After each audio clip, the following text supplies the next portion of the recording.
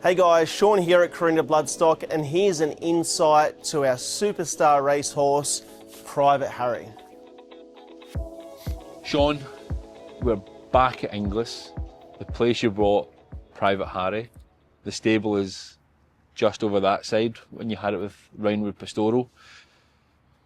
Let's go back to that process of why did you select Private Harry and purchase him from this ring? Yeah, well, a lot of people have probably heard me say, like, within the first 6 steps, when I looked at him, I just said, we're going home with this colt. He just possessed such an athletic walk, and he just had that attitude about him, like, I'm not going to take a backward step. He was very, I wouldn't say like he was classy, he just looked very tough and athletic.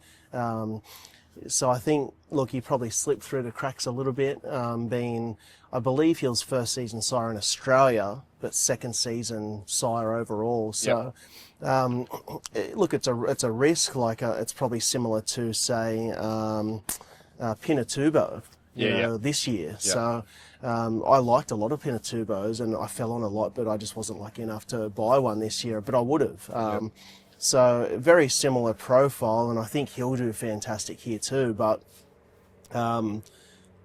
he just gave me such a tough, honest feel. Yeah, and it's been well documented, obviously.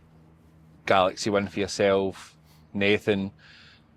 I'd like to look forward now. So we've looked at the past of how you bought Private Harry. We know what's happening with the Galaxy, but I want to look at what comes next. We well documented in reports that he's went for a spell soon after he was purchased by Yulong. I don't know what you can tell us, but how did that process come about? Yeah, so he won the Galaxy, and we sort of let the dust settle, and Nathan, Ash, Morgan and myself went out for dinner at Newcastle the following, I believe, Tuesday. And we just sat down, had an honest chat, and we said, look,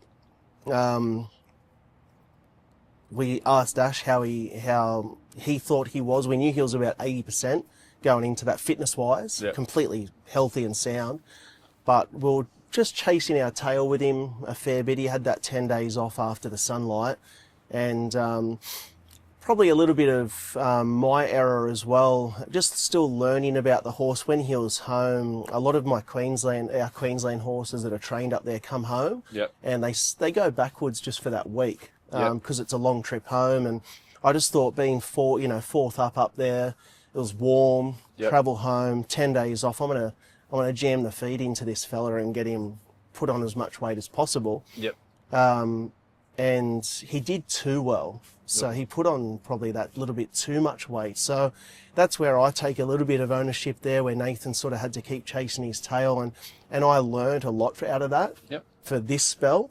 So it was good for me to see that, because, he trialled well in Sydney, trialled fair at Newcastle, but he never works. He's not a good track worker. I remember his first trial at Newcastle. He horrible. I think he ran second last in there. It was... And we had a wrap on him, and I sort of thought, oh no, we genuinely had a good wrap on him, and I think he ran second last in his first ever trial. So people that, when the horses don't trial well, don't stress, because I don't think he's ran first every other time now. But look. So I learned a lot off that just 10-day break, and being a colt, and he's turning from a boy into a man, and he's so beautiful at home. He's such a lamb. So we sat down, and Ash said, look, he said he felt that run. He's been in for a long time. Even though he had 10 days off, it was still the same preparation effectively. And we're like, when we had the 3 farms that were interested in him, we knew we were going to get a deal done that week. It was just a matter of who with. And part of that deal was we wanted the Everest slot. So we backed ourselves, and we thought, now look, let's aim in October. Let's look after this horse. As much as the TJ Smith was so enticing, we would have loved to have been there and won it, but Yep. he just needed a break. Yep. Physically, he was as sound as they come. He still is. There was nothing wrong with him. So a few people have said, oh, he must have pulled up with an issue. He 100% didn't. And that's why I put up a video of him getting off the truck in the paddock and he ran out. Like he was completely fine. 7.5 months is a long time to be in work for a 3-year-old. And he just needed to get his head down and just let him be a horse. Yep. And I'd rather win in October than win the race that we missed out on. So with the relationship now with Yulong, their ability to buy horses via Sistina, Moira from America, they've got a very good eye and a very good team for purchasing stock that are in training. Yep. Did they give you any indication of why Private Harry would suit their stallion roster? I think the team at Yulong will post that race at Rose Hill. They went and looked at him straight away. Yeah. He was still in the tie-ups. Yeah. He still had steam coming off him. So they walked him up and down and straight away, like obviously you knew they were interested. And when you see this horse, I'm not just saying it because we have something to do with him. When you see him as a physical, I genuinely don't think I've seen a better physical. Yep. He is something else. And as a stallion, when he goes to stud, as we know, it takes probably that second year for them to really let down. That first year, they still look good, but then that second year, they turn into a proper bull, don't they? So he's going to be something else. What he will produce is very exciting. He's going to produce precocious animals, strong, short-coupled, speed, and with Mr. Zhang and Yulong, the mares that they're buying, it's out of this world. So look, he's going to be given every possible chance, isn't he? So, and obviously the public, whoever chooses to go there, but the process was just so smooth and they were a pleasure to deal with.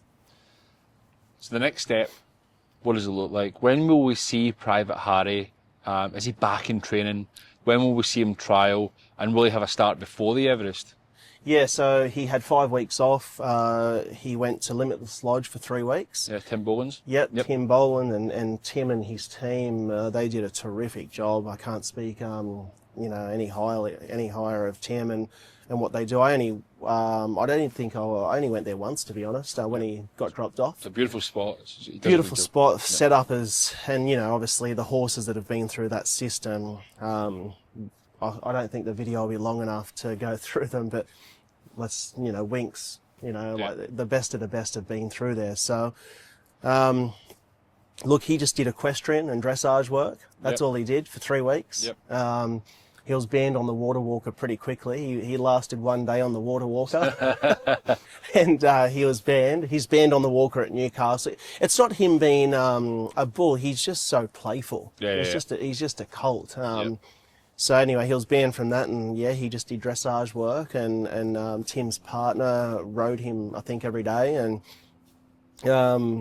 he's now at Nathan Doyle's at Newcastle. He's in work. Yep. He's put on, I think, between 60 to 80 kilo of muscle. Jesus. I think people will get a shock when they see him.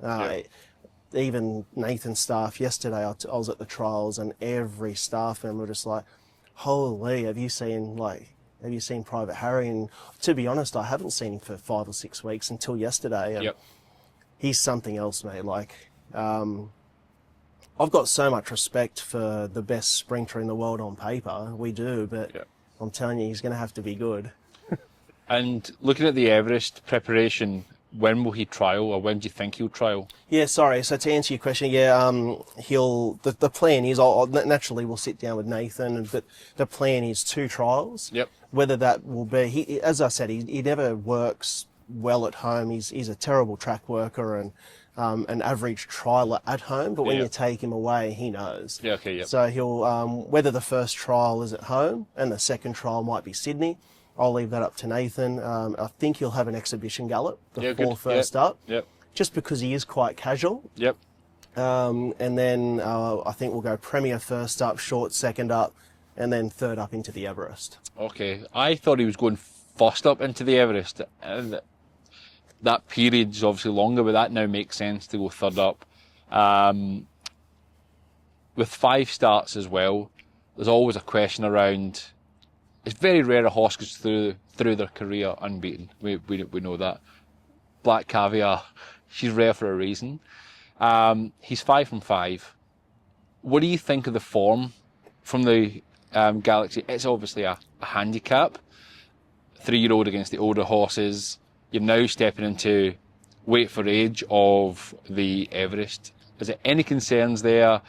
Is there anything that gives you added confidence from form around the Galaxy? Yeah, look, just to be clear, like, I genuinely feel if we win the Everest, I think this horse can go through undefeated. I think he can go through his whole career undefeated. And I said that in the other promo video we did, didn't I? Like, and a few people might think, well, crazy, but this horse is a genuine freak. And if we can beat the Hong Kong horse, I don't think a horse can beat him. Okay. So the form out of the Galaxy will, Briassa ran 4th and it won the TJ.